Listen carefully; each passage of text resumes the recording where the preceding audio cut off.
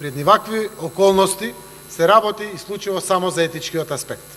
Прекршување на законот нема заради тоа што, како што е законот за антикорупција и судирни интереси, и по сите други закони, конкретниот што го цитиравте, членот 5 за претениците, јасно е прецизирано кога има законско прекршување или законски судирни интереси. Но законот секогаш за волја на вистината не ги определува сите очекувања на граѓаните и затоа постои етичкиот однос, кој што во ваквиот случај е потврден. Мора да потврдам еве со моја лична компанија која што не аплицирала и нема да аплицира. Компанијата Мамас, тоа е компанија на моето семејство, семејство од прв наследен ред, значи не е на брат, на братучеди, на двајца мои братучеди. Сепак таму во законот вика и до трет наследен ред. Компанијата Мамас сака да аплицира за фондот за иновации и технолошки развој за подршка на програмата од владата. Сака да аплицира, заради тоа што останатите производители вкупно 12 во државата за производство на ајвар ќе аплицират и ќе добијат. И кога ќе добиваат сериозни пари. Државата има определено 70 милиони евра по сите основи подршка на компаниите, странски и домашни. И еднаш тоа ако се случи окей, ако се случи на полугодие, континуирано, веројатно компанијата Мамас нема да може да се бори со другите компании. И тогаш сме исправени пред одлуката. Заев повлечи се, тргни ги уделите. Не, логично и тоа е легитимно. И тука е етичкиот аспект. И затоа така отворено зборува. И треба граѓаните да ги знаат сите аспекти. Не бегаме од тоа. Ако отворено зборуваме, тогаш ќе ги отстраниме аномалиите на системот или ќе ги исполниме очекувањата на граѓаните. Затоа вака зборувам со лични примери. Не аплицирали, нема да аплицира. А им треба. Инвестицијата е 1.500.000, може до 30% да добијат грант од државата. По критериумите на фондот јасно беше утврдено. Право имат сите микро, мали и средни предпријатија да аплицират за подршка ако се работи за дополнителна вредност која што ќе ја донесе на компанијата, со тоа е дополнителен GDP на државата.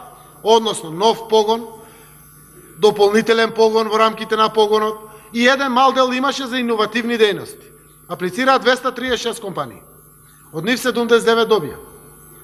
Не добија компании кои што, иако аплицирале за друг погон, за нов производствен погон, за паралелен погон или слично, ако добиле по друг основ подршка од државата. Во областа на земјоделието добиле субвенции. Добиле од Агенцијата за вработување подршка заради работилници, тренинг на луѓе, вработување на млади луѓе. Тие се јавно достапните критериуми. При ваквото аплицирање, комерцијалните луѓе во споменатата фирма, каде што подпредседателот на владата Ангјушев има удели. Комерцијалистите седнале, ја гледат по закон можноста. Може да аплицират и тие апсолутно знаат кога отворено за сите компании, отворено и за нив. Законот ја дава таа можност. На крајот не е нивно, како административни органи во секоја компанија, каде што не се газди, да се ја водат својата работа и да исполнуваат.